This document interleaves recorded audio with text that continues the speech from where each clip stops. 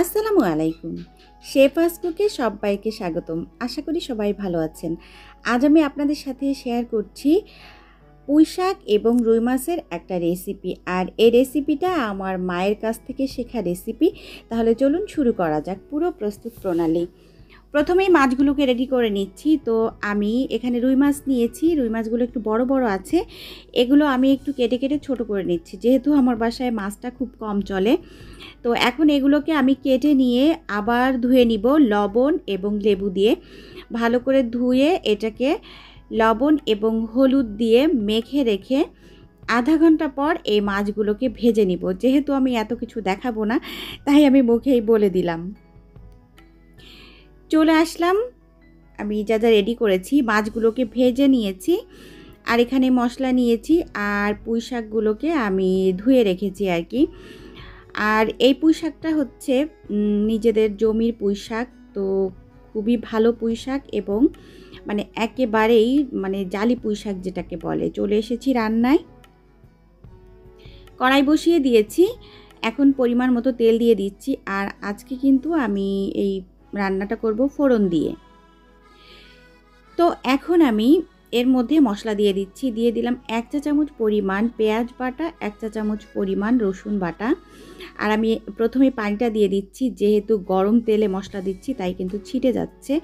আর এখন দিয়ে দিলাম 1 চা চামচ জিরা বাটা। তো এখন আমি নাড়াচাড়া করছি আর এই পানির মধ্যেই সমস্ত মানে উপকরণগুলো দিয়ে দিব।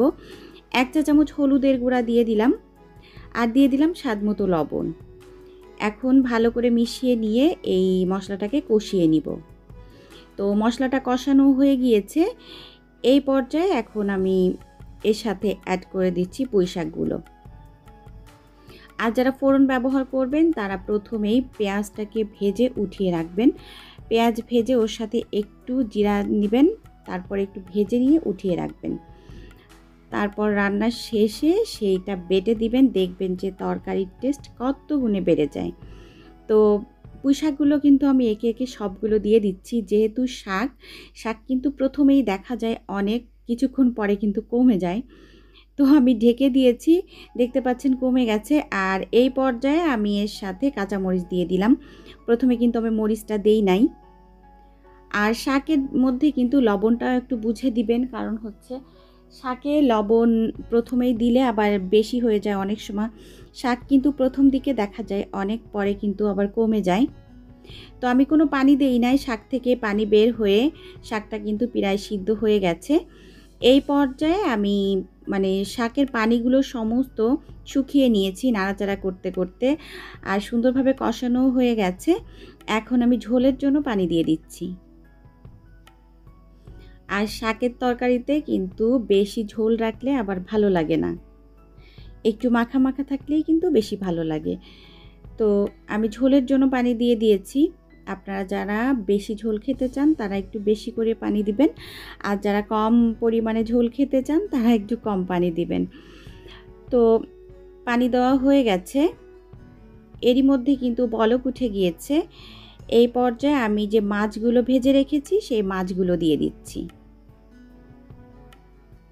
আর মাছগুলো কিন্তু আমি আসলে মানে বেশি ভাজি নাই, মানে আপনারা চাইলে কিন্তু আরও একটু কড়া ভাজি করতে পারেন। তো আমি কিন্তু এতটাও কড়া ভাজি করি নাই। এখন মাছগুলো দিয়ে আমি একটু আলতো করে মিশিয়ে নিব, যেহেতু মাছ নরম জিনিস, বেশি নাড়ানাড়ি করলে এটা কিন্তু আবার ভেঙে যেতে পারে। তো এখন মাছগুলো দিয়ে আমি একটু মিশিয়ে নিচ্ছি আর কি, একটু উল্টে উল্টে দিচ্ছি। আর আমার বাসায় আসলে বাচ্চারা কেউ মাছ খেতে চায় না, সেজন্য মূলত মানে আমি মাছটাকে ছোট করে দিয়েছি। আপনারা চাইলে আর বড় করে দিতে পারবেন, কোনো সমস্যা নেই। তো এরই মধ্যে নাড়াচাড়া করতে করতে কিন্তু তরকারির ঝোলটাও অনেকটা শুকিয়ে গেছে। এই পর্যায়ে আমি যে ফোড়নটা বেটে রেখেছি সেটা দিয়ে দিলাম। আর এটা তো আমি বলেই দিয়েছি কিভাবে করবেন। আর আপনারা ফোড়ন দিয়ে তরকারি রান্না করে খেয়ে দেখবেন যে এটা কতটা মজার হয়। আর বিশেষ করে মা চাচিরা কিন্তু এই ফোড়ন দিয়েই তরকারি রান্না করে, সেজন্যই কিন্তু বেশি টেস্টি হয় মায়ের হাতের রান্না। তো ফোড়ন দিয়ে এখন আমি নাড়াচাড়া করছি আর এর চুলার আঁচটা বাড়িয়ে দিয়েছি। এই পর্যায়ে চুলার আঁচটা বাড়িয়ে দিবেন, মানে যাতে তাড়াতাড়ি একটা সুন্দর বলক চলে আসে। আর ফোড়ন দিয়ে বেশিক্ষণ যদি রান্না করা হয় তাহলে কিন্তু ফোড়নের সেন্টটাও চলে যায়। তো রান্না কিন্তু অলমোস্ট হয়ে গিয়েছে। তো এতক্ষণ যারা আমার সাথে ছিলেন সবাইকে অসংখ্য অসংখ্য ধন্যবাদ। সবাই ভালো থাকবেন, আমার জন্য দোয়া করবেন। আমিও আপনাদের জন্য দোয়া করি। সবাই ভালো থাকুন, সুস্থ থাকুন। আগামী রেসিপি দেখার আমন্ত্রণ জানিয়ে আজকের মতো আমি শেফা বিদায় নিচ্ছি। আল্লাহ হাফিজ। আসসালামু আলাইকুম।